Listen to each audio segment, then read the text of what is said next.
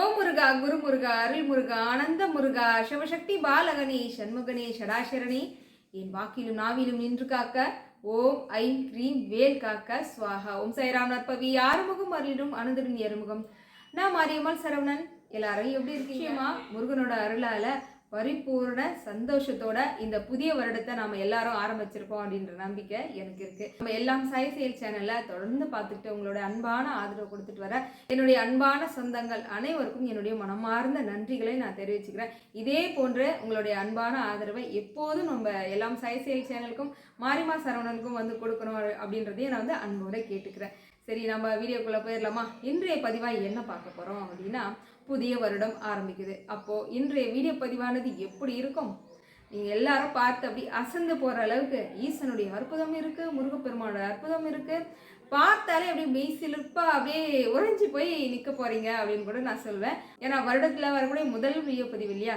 அதனால இது வரைக்கும் லைக் பண்ணாம இருக்கிறீங்க அப்படின்னா லைக் பண்ணிட்டு வந்துருங்க. இப்போ நம்ம வீடியோக்குள்ள போயிடலாம். புதிய வருடம் ஆரம்பிக்குது அப்படின்னா முதல்ல நம்ம வாங்கக்கூடிய ஒரு செலவானது ஒரு நல்ல ஒரு பொருள் வாங்கக்கூடிய ஒரு செலவாக இருக்கணும் அப்படின்னு சொல்லுவாங்க. அதாவது வீட்டுக்கு முதல்ல உப்பு மஞ்சளும் வாங்கி ஒரு நல்ல நாள் அப்படின்னாலே புது வருடமாக இருக்கட்டும், தமிழ் புத்தாண்டாக இருக்கட்டும், ஒரு நல்ல நாள் விசேஷம் அப்படின்னாலே உப்பும் மஞ்சளும் வாங்கி நம்ம வீட்டு பூஜை அறையில் வைத்து வழிபாடு செய்தோம் அப்படின்னாலே நமக்கு எல்லா விதமான சகல ஐஸ்வர்யமும் நம்ம வீட்டில் என்னைக்கும் நிலைச்சி இருக்கும் அப்படின்னு சொல்லுவாங்க. அதாவது ஒரு நல்ல விஷயத்துக்காக நம்ம முதல்ல செலவு பண்ணக்கூடிய பணமானது ஒரு நல்ல விஷயத்துக்காக இருக்கு அப்படின்னா ரொம்ப நல்லது அப்படின்னு சொல்லுவாங்க. அதே போலதான் இந்த ஒரு செலவு நீங்க செய்ய போறீங்க. என்ன செலவுன்னு பாக்குறீங்களா?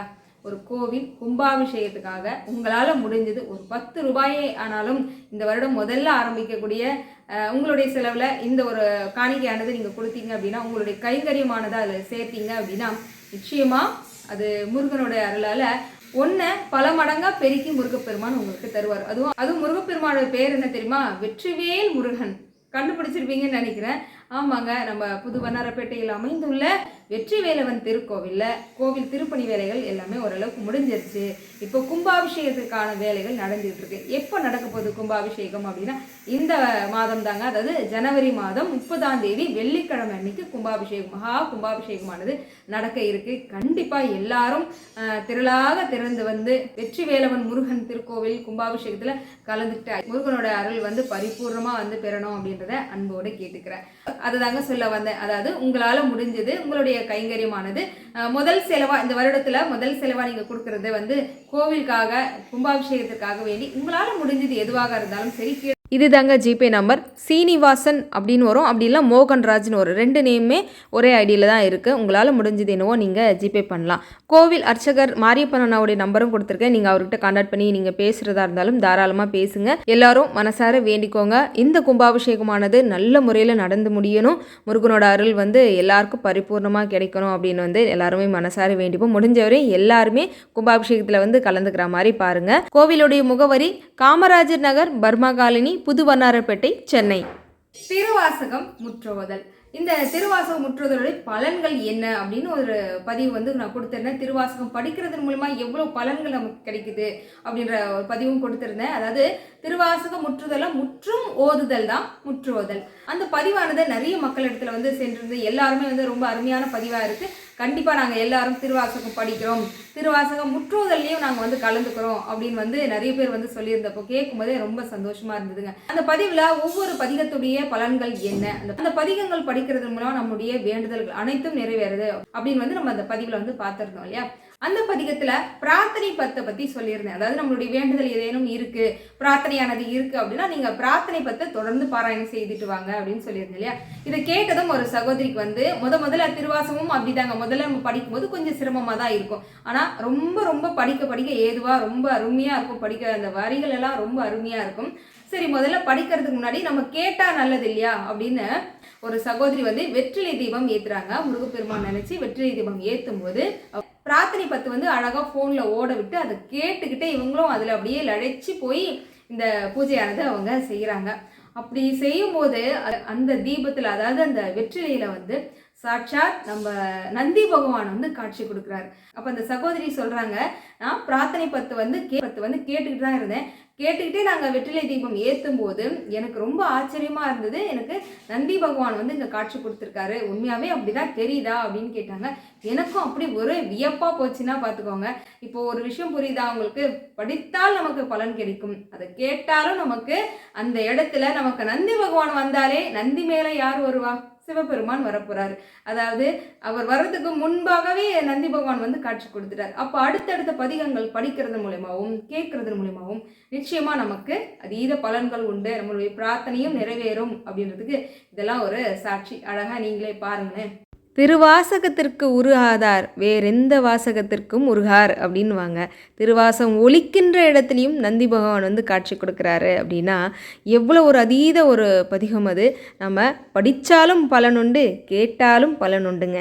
எவ்வளோ அழகாக வந்து காட்சி கொடுக்குறாரு இல்லைங்க. அந்த முக அமைப்பு வந்து நான் வந்துட்டேன் அப்படின்ற மாதிரி இருக்குது, அந்த வெத்தலைக்குள்ளே அப்படியே புகுந்து வந்த மாதிரி இருக்குது. திருவாசகம் ஒலிக்கின்ற எல்லா இடங்களிலும் எம்பெருமான் வந்து எழுந்தருள்வார்ன்றதுக்கு இதுதான் சாட்சி. அடுத்த அற்புதமும் திருவாசகம் நிகழ்த்தியது தாங்க. ஒரு சகோதரி ஒரே நாளில் திருவாசகம் மொத்த பதிகத்தையுமே பாராயணம் செய்து முடிக்கிறாங்க. அதற்கு ஈசன் கொடுத்த பரிசு என்ன? இதே போல் இன்னொரு சகோதரிங்க, இவங்க வந்து இந்தியாவுடைய பார்டரில் இருக்காங்க. அந்த சகோதரிக்கு வந்து தீராத ஒரு துயரம், ஒரு கஷ்டம், ஏதோ ஒரு வகையில் வந்து அந்த இடத்த விட்டு அவங்க வெளியே வரணும்னு நினைக்கிறாங்க. வேற இன்னொரு இடம், அதாவது சொந்த இடமா வாங்கிட்டு வீடு கட்டணுன்றது கூட என்ன இல்லை, ஒரு வாடகைக்கு ஒரு வீடு கிடைச்சா போதும். அந்த இடத்துல வந்து என்னால் இருக்க முடியல, ரொம்ப சிரமமாக இருக்குது, ஒரு குழந்தைய வச்சுக்கிட்டு இருக்கேன், ரொம்ப சிரமமாக இருக்குது, அங்கேருந்து ஒரு இடத்துக்கு வந்து ஒரு வாடகை வீடு கிடைச்சா போதும் வந்துடலான்னு பார்க்குறேன். கிட்டத்தட்ட ஒரு வருட காலங்களாக நான் முயற்சி செய்கிறேன், எனக்கு ஒரு நல்ல இடம் வந்து வீடு அமையலை அப்படின்னு சொல்லி ரொம்ப எப்பவுமே சகோதரி வந்து என்கிட்ட சொல்லுவாங்க, வருத்தப்படுவாங்க. நான் வேல்மாறல் தொடர்ந்து பாராயணம் பண்ணுங்கம்மா, நிச்சயமாக ஏதாவது ஒரு நாள் வந்து முருகன் உங்களுக்கு கேட்டதை கேட்டவனுமே வந்து கொடுப்பாரு அப்படின்னு நானும் நிறைய மனதைரியங்கள் கொடுப்பேன். அப்படி ஒரு நாள் சகோதரிக்கு ரொம்ப மன வருத்தம், என்ன பண்ணுறதுனே தெரியல, எந்த பக்கம் திரும்பினாலுமே நமக்கு வழி அடைச்சா மாதிரி இருக்கு, நமக்கு யாருமே இல்லையா துணை அப்படின்னு அழுகனா அப்படி ஒரு அழுக ஒரு நாள். அப்படி இருக்கும்போது திடீர்னு என்னமோ அவங்களுக்குள்ள நாம் ஏன் இன்னைக்கு திருவாசகம் படிக்கக்கூடாதுன்னு ஒரு எண்ணம் வருது. இது வரைக்கும் திருவாசகம் வந்து அவங்க முழுமையாக எழுதி அந்த சான்றிதழும் அவங்க வாங்கியிருக்காங்க. ஆனால் அவங்களுக்கு என்னமோ தெரியல, இன்னைக்கு திருவாசகம் முழுதும் படிக்கணும் அப்படின்ற எண்ணம் வருது. நம்ம என்ன பண்ணுறாங்க, சரின்னு பூஜை அறையில் போய் அமர்றாங்க, திருவாசகம் புத்தகம் கையில் எடுக்கிறாங்க, இதை முழுசாக படித்து முடிக்கணும் இல்லை பாதியில் வைக்கணும், என்னமோ தெரியல, அவங்க மனசில் இருந்த கஷ்டங்களை நினச்சி அழுதுகிட்டே திருவாசகமானதை படிக்கிறாங்க. காலையில் படிக்க ஆரம்பித்தவங்க கிட்டத்தட்ட 8-9 மணிக்கு மேலே படிக்க ஆரம்பிக்கிறாங்க. சாயந்தரம் ஒரு 6 மணி ஆகுது, அப்போ தான் முடிக்கிறாங்க. அதாவது முழு 51 பதிகங்களுமே இவங்க பாராயணம் செய்கிறாங்க. முதல் முறையாக படிக்கிறாங்க இல்லையா, என்னமோ தெரியல, மனசு ரொம்ப பாரமாக இருந்தது இன்னைக்கு, அதனால நான் வந்து முழு முயற்சியாக எடுத்து திருவாசகத்தை முழுசாக படித்து முடிச்சிட்டேன் அப்படின்னு வந்து சொன்னாங்க. எனக்கு ரொம்ப வியப்பாக இருந்தது சகோதரி. கண்டிப்பாக ஏதாவது ஒரு வகையில் ஈசன் வந்து உங்களுக்கு அருள் புரிவார், உங்களுடைய வேண்டுதலும் நிறைவேற்றி வைப்பார், நீங்கள் கவலைப்படாதீங்க. அம்மையப்பனா இருந்து ஈசன் வந்து உங்களுக்கு இதையும் ஒரு அற்புதம் நிகழ்த்துவார். இவ்வளோ நேரம் நீங்கள் கஷ்டப்பட்டு படிச்சிருக்கீங்களே, அதற்கான பலன் நிச்சயமாக உண்டு அப்படின்னு. ஆனால் இவங்க எதையும் எதிர்பார்க்கல, இதுதான் விஷயம். ஏன்னா அவங்களுடைய நிலைமையை நினைச்சு மட்டும் எனக்கு யாருமே துணையா இல்லை, இப்போ நான் உங்களையே கதியா நினைக்கிறேன், அப்படி இருக்கும்போது நீங்க தானே எனக்கான ஒரு வழி ஏதாவது காமிக்கணும் அப்படின்ற ஒரு எண்ணம் மட்டும்தான் அவங்களுக்குள்ள இருக்கு. திருவாசகம் பாராயணம் செய்து முடிக்கிறாங்க. முடிச்ச ஒரு 2-3 நாள்லயே அவங்களுக்கு வந்து நம்ம பெங்களூர்ல நடத்தக்கூடிய வேல்மாறல் பூஜையில கலந்துக்கிறதுக்கு உண்டான ஒரு வாய்ப்பு அமையுது. இதுவே நிறைய நாள் அவங்க முயற்சி செய்திருக்காங்க, எதுக்கும் எங்கேயுமே போகிறதுக்கு அவங்களுக்கு வாய்ப்பே அமையல. ஆனா அந்த வேல்மாறல் பூஜையில கலந்துக்கிறதுக்கு உண்டான ஒரு வாய்ப்பு அமையுது. இதுவே மிகப்பெரிய ஒரு விஷயம் தான் அவங்களுக்கு. நல்லபடியாக அவங்க வந்து பூஜையில் கலந்துக்கிறாங்க, பூஜையானது நல்லபடியாக நிறைவாக முடியுது. அதை முடித்த கையோட இவங்க இடம் பார்க்குறாங்க, அதாவது வீடு வாடகைக்கு பார்க்குறாங்க. வாடகைக்கும் நல்லபடியாக அவங்க நினச்ச மாதிரி ஒரு வாடகை வீடும் அமையுதுங்க. இவ்வளோ நாள் தள்ளி போகுது, 1 வருடத்துக்கு மேலேயே அவங்க சொன்னது ஒரு இடம் அமையல, ஒரு வாடகைக்கு தான் வீடு பார்க்குறாங்க, அமையலைங்க அப்படின்னு சொல்லி எங்கிட்ட எப்போவுமே புலம்பாத நாள் கிடையாது. அந்த சகோதரிக்கு என்ன ஏதுன்னே தெரியாது. அதாவது நம்ம பலனை எதிர்பார்க்காம படிக்கிறோம் இல்லையா, அதனுடைய பலனாக ஈசன் ரொம்ப அற்புதமான ஒரு வாய்ப்பாக, முதல்ல நீ வேல்மாறல் பூஜையில் போய் கலந்துக்கோ. வேல்மாறல் பூஜையை ஒவ்வொருத்தரும், அதாவது அந்த பூஜையில் கலந்துக்கக்கூடிய அனைவருக்குமே ஒரு புதிய மாற்றமானது நிச்சயமாக நடைபெறும். அவங்களுடைய வாழ்க்கையில் அடுத்த கட்ட ஒரு இடத்தை நோக்கி அவங்க நிச்சயமாக போவாங்க. ஏதோ எல்லாரும் சேர்ந்து பாராயணம் செய்கிறாங்க, நாமும் போவோம் வருவோம் அப்படின்ற எண்ணத்தோடு மட்டும் கலந்துக்காதீங்க. முழு நம்பிக்கையோட, முருகன் மீது முழு பக்தியோட நீங்கள் வேல்மாறல் பூஜையில் கலந்துக்கிட்டீங்கன்னா நிச்சயமாக உங்களோட வாழ்க்கையை மாற்றக்கூடிய ஒரு வல்லமை இந்த வேல்மாறல் பூஜையானது உங்களோட வாழ்க்கையில் நிகழ்த்தும். வேல்மாறல் பூஜைக்கு எவ்வளோ சக்தி இருக்குது பார்த்தீங்களா? இதே வேல்மாறல் பூஜை இப்போ அதே பெங்களூர்லேயே இன்னும் ஒரு முறை நடந்திருக்கு. அதாவது நாங்கள் செய்யறதுக்கு முன்பாகவே இன்னும் அங்கே இருக்கக்கூடிய ராணி சகோதரி வந்து எடுத்து நடத்தியிருக்காங்க. அவங்க ஊரில், அதாவது அந்த தெருவில் இருக்கக்கூடிய முருகப்பெருமான் கோவிலில் ரொம்ப ரொம்ப ரொம்ப வெகு விமர்சையான முறையில் இது அவங்க செய்தது 7வது முறை வேல்மாறல் பூஜை அப்படின்னு சொல்லலாம். அதாவது தொடர்ந்து ஒரு வருடத்திலேயே வந்து பார்த்தீங்கன்னா இது 7வது முறையாக அவங்க செய்கிறாங்களாம். அப்போ எந்த அளவுக்கு அதனுடைய பலன்கள் தெரிஞ்சு மக்கள் எல்லாரும் வந்து கலந்துக்கிறாங்க பாருங்க. அதுக்கு முன்னாடிலாம் அந்த கோவிலுக்கு வந்து பார்த்தீங்கன்னா அவ்வளோ பேர் வரமாட்டாங்க. எப்போ வேல்மாறல் பூஜை எடுத்து நடத்த ஆரம்பிச்சாங்களோ அதிலிருந்து நிறைய மக்கள் வந்து நீண்ட வரிசையில் நின்று முருகப்பெருமான வழிபாடு செய்துட்டு போகிறாங்களாம். அந்த முருகப்பெருமானுடைய அழகை பார்த்துக்கிட்டே இருக்கலாங்க. அவ்வளோ அழகான அலங்காரம் செய்கிறாங்க. அதுலேயும் அவரும் வந்து பார்த்தீங்கன்னா அவருக்கு என்னென்ன தேவைன்றத, அதுவும் ரொம்ப கொஞ்சம் காஸ்ட்லியாக தாங்க அவர் கொஞ்சம் எதிர்பார்க்குறாருன்னு சொல்லலாம். ஆமாம், இப்போ கடைசியாக செய்த பூஜையில் வந்து வஜ்ரவேல் வேணும் அப்படின்றத உணர்த்தியிருக்காரு. ஆனால் எப்படி வேணுமா அவருக்கு? வெள்ளியில தான் வேணும் அப்படின்னு உணர்த்தியிருக்காருங்க. வெள்ளியில தான் வஜ்ரவேல் வாங்கி வைக்கணும் அப்படின்ற எண்ணம் வருது. ஆனால் அது சும்மா சாதாரணமாக வாங்கிட முடியாது இல்லையா? கிட்டத்தட்ட 2-3 லட்சம் கிட்ட ஆகும். அவ்வளோ பணத்தையுமே சகோதரி நிறைய மக்கள் எல்லாருமே திரண்டு பணமானது கலெக்ட் பண்ணி அற்புதமான முறையில் வஜ்ரவேலானதை வாங்குறாங்க. அந்த வஜ்ரவேல் வாங்கி முருகனிடம் வைத்து அபிஷேகம் நடக்குது. சாட்சாத் முருகப்பெருமான் அவத ரொம்ப சந்தோஷத்தோட சிரிச்ச முகத்தோடு வந்து அந்த வேல் வாங்கினா எப்படி இருக்கும்ன்றத அந்த சிரிப்பை அந்த வேல்லையே அழகாக காமிச்சிருக்காரு. நீங்கள் பார்த்தீங்கன்னா அசந்து போகிறீங்க. எல்லாமே உங்களுக்காக கொடுக்குறேன், நீங்களே பாருங்கள். வஜ்ரவேல் வந்த கையோட முருகப்பெருமானுக்கு சிறப்பான முறையில் அபிஷேகம் நடக்குதுங்க. அந்த அபிஷேக ஆரத்தியில் வந்து பாருங்களேன், மயில் அழகாக தோகையோடு இருக்கிற மாதிரி இருக்கா. அடுத்ததாக விபூதி அபிஷேகம் நடக்குது. அந்த விபூதி அபிஷேகத்தில் வஜ்ரவேல் நல்லா கவனமாக உத்து பாருங்கள். அந்த தாமரை பூவுக்கு மேலே அவரோட முகம் அப்படியே மலர்ந்து சிரித்த முகமாக கண், அவர் நெத்திட்டு இருக்க பட்டை பொட்டு இது எல்லாமே அப்படியே அம்சமாக அமைஞ்சிருச்சு பாருங்கள். சிரித்த முகம். நாங்கள் இதை பார்த்து அப்படியே அசந்து போயிட்டு, எவ்வளோ விருப்பமாக அவர் வஜ்ரவேலை வாங்கியிருக்காரு, எவ்வளோ ஒரு சந்தோஷம் அவர் முகத்தில் அப்படின்னு. வஜ்ரவேல் முருகனுக்கு அரோஹரா அரோஹரா.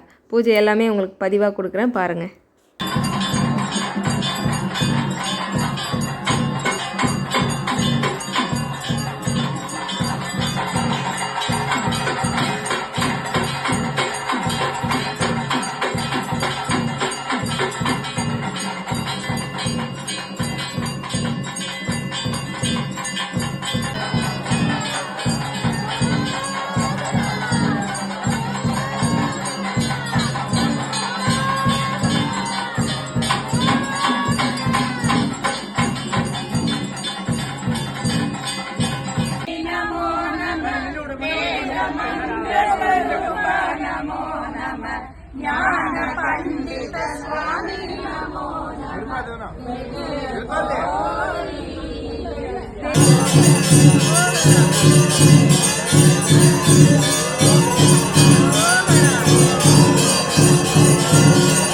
முருகப்பெருமானுக்கு செய்த அலங்காரத்தை பற்றி சொல்லியே ஆகணுங்க. அந்த வேல் வடிவில், அதாவது வேலுக்குள்ள முருகன் எவ்வளோ அம்சமாக இருக்கார் இல்லைங்க. அந்த இடத்துல ரொம்ப அற்புதமான முறையில் வேல்மாறல் பூஜையானதை எடுத்து நடத்தியிருக்காங்க. அனைவருக்கும் மிகப்பெரிய ஒரு நன்றி கலந்த வணக்கம், பாராட்டுக்கள். இதுக்கு மிகப்பெரிய உறுதுணையாக நம்ம ராணி சகோதரி இருந்து தான் அந்த பூஜையானதை எடுத்து நடத்தியிருக்காங்க. எல்லாருமா சேர்ந்து அவங்கவுங்க ஊரில் அவங்க தெருவுக்குள்ளே இருக்கக்கூடிய முருகப்பெருமானுக்கு எவ்வளோ அழகான வேல்மாறல் பூஜை நடத்திக்கிட்டு இருக்காங்க பாருங்கள். இவங்க எல்லாருமே பார்க்குற ஒரு வாய்ப்பும் எனக்கு கிடைச்சிது. நம்ம பெங்களூரில் பூஜை செய்தோம் இல்லையா, அப்போ எல்லாருமே வந்திருந்தாங்க. எல்லா சகோதரிகிட்டுமே ஒரு ஃபோட்டோவும் எடுத்தாச்சு. இந்த புதிய வருடத்துலையும் ஆங்காங்கு எல்லா இடங்களிலும் வந்து திருவாசகம் உற்றுதல் வந்து நிறைய நடக்கணும். வேல்மாறல் பூஜையானதும் அநேகமான நிறைய இடங்கள்ல வந்து நடக்கணும். நம்ம சேனல் நடத்தக்கூடிய இந்த வருடத்துல கூடிய விரைவில் வந்து நான் உங்களுக்கு தேதியும் இடமும் வந்து சொல்லிடுறேன். வேல்மாறல் பூஜையானது நடைபெற போகுது அப்படின்றதையும், எல்லா இடங்களிலும் வந்து மந்திரங்கள் ஓதணும். நீங்க எந்த விதமான எதிர்பார்ப்பும் இல்லாம நீங்க பாராயணம் செய்ய நமக்கான பலனை இறைவனை தானா கொடுப்பாரு அப்படின்றதுக்கு வந்து இதெல்லாம் நிதர்சனமான ஒரு உண்மையா புரிய நினைக்கிறேன். இன்றைய பதிவை முழுமையா பார்த்த எல்லாருக்கும் ரொம்ப நன்றி. அடுத்த ஒரு அற்புதமான பதிவில் வந்து உங்களை நான் சந்திக்கிறேன். வேல்வேல் வெற்றிவேல், வேல்வேல் வெற்றிவேல், சுற்றி வந்து நம்மை காக்கும் சுப்பிரமணிய வேல். சத்தியமாவது சரவண பவை. ஓம் சயா.